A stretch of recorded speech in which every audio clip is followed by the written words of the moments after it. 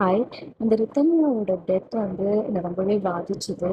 அ எப்படின்னா, அ ஒரு பெண் பிள்ளைங்களுக்கு சம்பாத்தியம் அப்படின்றது வந்து எவ்வளோ முக்கியம் அப்படின்றது, அந்த டெத் வந்து இன்னுமே அது அ மேற்கோள் காட்டி காமிச்சதுன்னு தான் சொல்லலாம்.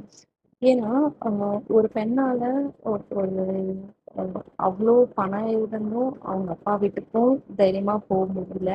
அண்ட் அவங்க கணவன் வீட்லயும் நிம்மதியா வாழ முடியல.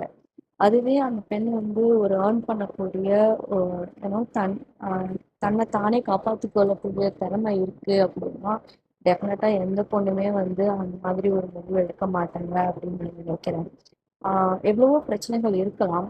பட் இருந்தாலும் ஏதோ ஒரு கைத்தொழிலோ, இல்ல எதையோ ஒரு ஸ்கில் வச்சோ, நமக்குன்னு நம்ம ஒரு ஏர்ன் பண்ணிக்கக்கூடிய மணி இருந்தது அப்படின்னா, அந்த மணி வந்து நமக்கு ஒரு செல்ஃப் கான்ஃபிடென்ட் குடுக்கும். அண்ட் அந்த நம்பிக்கை வந்து நம்மள அடுத்தடுத்த கட்டத்த நோக்கி முன்னேத்தி கொண்டு போகும் அப்படின்னு தான் சொல்லுவேன்.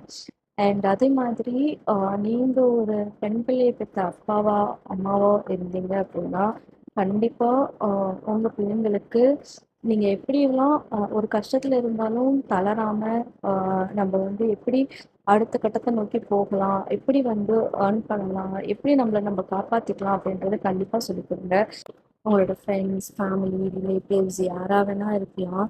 ஸோ அவங்க எந்த ஏர்னிங்ஸுமே இல்லாம தனியா வீட்டு வேலைய மட்டும் தான் பார்த்துட்டு இருக்காங்க அப்படின்னா, கண்டிப்பா அவங்களுக்கான ஒரு ஏர்னிங் பிளாட்ஃபார்ம வந்து கிரியேட் பண்ணி குடுங்க. அது இன்னைக்கு இல்லனாலும் கண்டிப்பா அவங்களுக்கு என்னைக்காவது ஏதோ ஒரு விதத்துலயாவது வந்து ஹெல்ப்ஃபுல்லா இருக்கும். அண்ட் நான் சொல்லிக்கிறது எல்லாமே எல்லா விமனும் ஏர்ன் பண்ணணும். எல்லாருக்குமே அந்த செல்ஃப் ரெஸ்பெக்ட்ன்றது கிடைக்கணும்.